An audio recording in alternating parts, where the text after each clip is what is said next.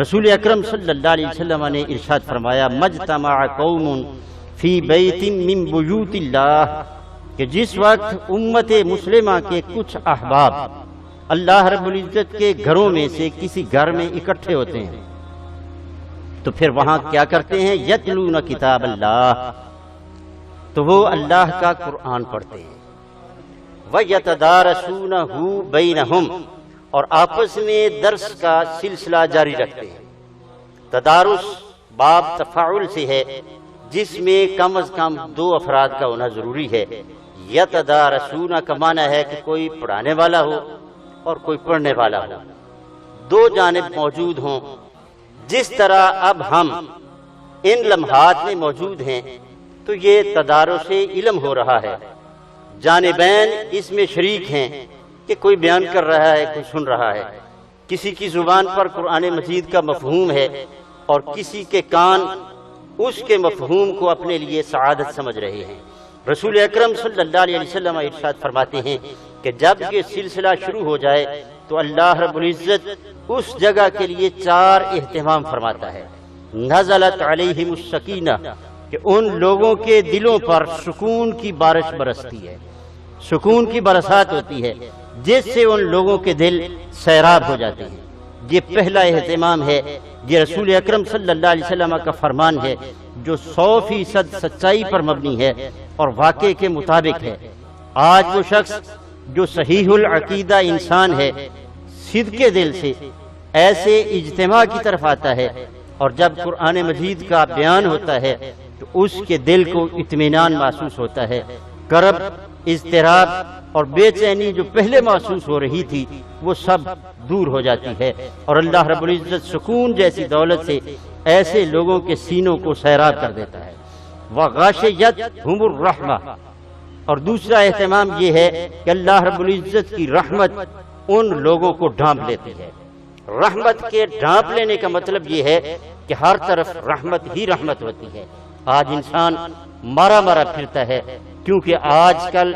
سکون مشکل سے ملتا ہے اور رحمت کا حصول بھی مشکل سے ہوتا جا رہا ہے۔ سکون کے حصول کے لیے لوگ بڑی کوشش کر رہے ہیں اور انسان کے اپنے افعال کی وجہ سے ایسا ہو رہا ہے۔ تاجدار دو عالم صلی اللہ علیہ وسلم کا فرمان ہے کہ قیامت تک سکون کے چشمے بند نہیں ہوں گے، قیامت تک رحمت کے دروازے بند نہیں ہوں گے۔ تم اپنے اندر استعداد تو پیدا کرو کہ جس کی وجہ سے تم سکون کے مستحق بن سکو، جس کی وجہ سے تم رحمتوں کے مستحق بن سکو۔ جب بھی تم خلوص سے ایسے اجتماع اور کلاس میں آ کر بیٹھو گے جہاں قرآن مجید کے مفاہیم کو بیان کیا جا رہا ہوگا، الفاظ قرآن مجید کے ساتھ ساتھ ان کے مضامین کو سمجھایا جا رہا ہوگا، تو رسول اکرم صلی اللہ علیہ وسلم ارشاد فرماتے ہیں کہ ایسے اجتماعات کے لیے قیامت تک سکون کے چشمے جاری رہیں گے، سکون کی برسات ہوتی رہے گی، سکون سے دل سیراب ہوتے رہیں گے۔ اصل سکون ان بولیوں میں نہیں ہے کہ جن میں آج انسان سکون تلاش کر رہا ہے۔ رسول اکرم صلی اللہ علیہ وسلم ارشاد فرماتے ہیں کہ سکون تو ہماری بولیوں میں ہے، قرآن کے پڑھنے پڑھانے میں ہے۔ جو اس طرف متوجہ ہوگا اللہ رب العزت اسے سکون عطا فرمائے گا اور پھر اس کی روح سیراب ہوگی، اضطراب اور پریشانیاں ختم ہو جائیں گی، رحمت کا حصول ہوگا اور سب کے لیے رحمت کی چھتری بن جائے گی۔ اور تیسرا اہتمام فرمایا وَحَفَّتْهُمُ الْمَلَائِكَةُ، کہ جس وقت ایسا پروگرام ہوتا ہے تو اللہ رب العزت فرشتوں کو آسمانوں سے بھیجتا ہے کہ چلو میرے فرشتوں، جہاں میرے بندے مجھے بیٹھ کر یاد کر رہے ہیں، میرا دین سمجھ رہے ہیں، جہاں دین کا فہم بانٹا جا رہا ہے، جہاں تدارس علم ہو رہا ہے، تم اس مکان کے گرد چکر لگاتے رہو، طواف کرتے رہو کہ خاکیوں کو پتہ چلے کہ اللہ رب العزت نوریوں سے ان کا طواف کرا رہا ہے۔ اس بنیاد پر کہ وہ خاکی عام گفتگو سننے کے لیے نہیں بلکہ رب کا کلام سننے اور نور دین کی چمک لینے کے لیے آئے ہیں، تو اللہ رب العزت نے انہیں اتنی عزت عطا فرمائی کہ نوریوں سے ان کو پروٹوکول دلوایا جا رہا ہے۔ وَحَفَّتْهُمُ الْمَلَائِكَةُ، ان لوگوں کے گرد فرشتے چکر لگاتے ہیں، تو فرشتوں کو بندگی کا ثواب ملتا ہے، چکر انسانوں کا لگا رہے ہیں، ان کو اللہ کی بندگی کا ثواب ملتا ہے اور اللہ رب العزت کے بندوں کی عظمت کا اظہار ہوتا رہتا ہے۔ وَذَكَرَهُ اللَّهُ فِي مَنْ عِنْدَهُ، تو اللہ رب العزت چوتھا اہتمام فرماتا ہے کہ ان بندوں کا نام اپنے فرشتوں کے سامنے لیتا ہے جو اس کے دربار میں وہاں حاضر ہوتے ہیں۔ اس میں ذاکرہ کی نسبت اللہ رب العزت نے اپنی طرف کی۔ بندے کو کتنا اللہ رب العزت کے کرم کا سہارا ہے، یہ فرش زمین پر اس کا ذکر کرتے ہیں، وہ عرش بری پہ ان کا ذکر کرتا ہے۔ وَذَكَرَهُمُ اللَّهُ فِي مَنْ عِنْدَهُ، فرشتوں کے سامنے سب کا ذکر کرتا ہے، فرشتوں کو بتاتا ہے کہ اے میرے فرشتوں صورتحال کو تو دیکھو، یہ وقت تو نیند کا تھا، یہ وقت آرام کا تھا، وقت کام کاج کا تھا، میرے بندوں کی حاجات سامنے تھیں۔ فرشتوں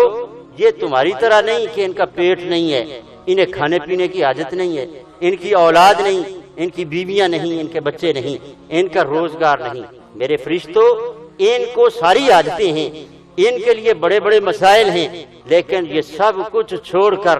میرے دین کی خاطر آ گئے ہیں۔ بطور فخر اللہ رب العزت ہر بندے کا نام لیتا ہے کہ فلاں بھی اس مجلس میں آیا ہے، فلاں کا بیٹا بھی آیا ہے اور فلاں کا بھائی بھی آیا ہے۔ اتنا پیارا انداز کہ اللہ رب العزت ہر ایک کا ذکر کر رہا ہے کہ اسلام کا فلاں فرزند جو ہے وہ اس دین کے سمجھنے والی محفل میں اپنے آپ کو آراستہ کرنے کے لیے سفر کر کے آیا ہے۔ یہ کتنا بڑا اللہ رب العزت کی طرف سے کرم ہے کہ اجتماع فرش زمین پر ہوتا ہے مگر حاضری عرش بری پہ لگائی جاتی ہے۔ اس واسطے یہ ذہن میں رکھیے کہ نیت یہ ہو کہ میں رحمت کے حصول کے لیے جا رہا ہوں، سکون پانے کے لیے جا رہا ہوں۔ جو بندہ سکون کا طالب ہو تو اس بندے کو سکون کی طرف دھکیل کے نہیں لانا پڑتا، بلکہ وہ خود اس طرف مائل ہوتا ہے، خود اس کا دل کھینچا چلا آتا ہے اور خود انسان کے اندر ایسا رجحان پیدا ہوتا ہے کہ مجھے سکون کی ضرورت ہے اور میں سکون کے حصول کے لیے جا رہا ہوں۔ اور اگر یہ شخص ایسا ہو کہ اس کو بتانا پڑے کہ یہ سکون ہے، تم اس کو حاصل کرو، تو گویا کہ اس کو اپنا خیال ہی نہیں ہے، اپنی فکر ہی نہیں ہے۔ جب رسول اکرم صلی اللہ علیہ وسلم کے الفاظ میں کوئی شک نہیں تو بالیقین آج بھی سکون کے وعدے سچے ہیں اور واقعی سکون میسر آتا ہے۔ تو دین کا علم حاصل کرنے کے لیے سفر کرتے وقت یہ ذہن میں رکھو کہ ہم سکون کا سفر کرنے کے لیے چلے ہیں اور پھر رحمت کے حصول کے لیے گھر سے چلے ہیں اور پھر وہاں بیٹھیں گے جہاں فرشتے آ کے طواف کریں گے، جہاں بیٹھنے والوں کا اللہ اپنے دربار میں ذکر فرماتا ہے۔ اللہ کا وعدہ سچا ہے کہ جس کو رسول اکرم صلی اللہ علیہ وسلم نے ذکر کیا ہے، اور ہمیں امید ہے کہ ہم ان لوگوں میں شمار ہو جائیں گے کہ جن کے تدارس کو اللہ رب العزت یوں قبول فرما لیتا ہے، یعنی اس کے وعدوں کی سچائی میں کوئی کمی نہیں۔ کمی اگر ہو سکتی ہے تو ہمارے جذبے میں ہو سکتی ہے۔ اس کے ساتھ ساتھ اللہ رب العزت سے یہ دعا ہے کہ اللہ رب العزت ہمیں وہ انداز اور اسلوب عطا فرمائے کہ جس کی وجہ سے ہم مستحق کے ذکر بن جائیں۔ اللہ رب العزت کی طرف سے یہ چاروں اہتمام روزانہ کی بنیاد پر ایسے ہی اجتماع کے لیے ہوتے ہیں جس وقت یہ انسان تبلیغ دین کے لیے اپنی بیٹری چارج کرنے کی خاطر ایسے پروگرام میں آتا ہے تو اسے اس بات کی بھی تڑپ ہوتی ہے کہ جتنی کوشش کر کے میں آیا ہوں یہ کوشش تھوڑی سی کوشش ہے، کیونکہ ہمارے اسلاف کی کوشش جد و جہد ایک ایک آیت اور ایک ایک حدیث کے لیے مہینوں کے سفر پر محیط ہوتی تھی۔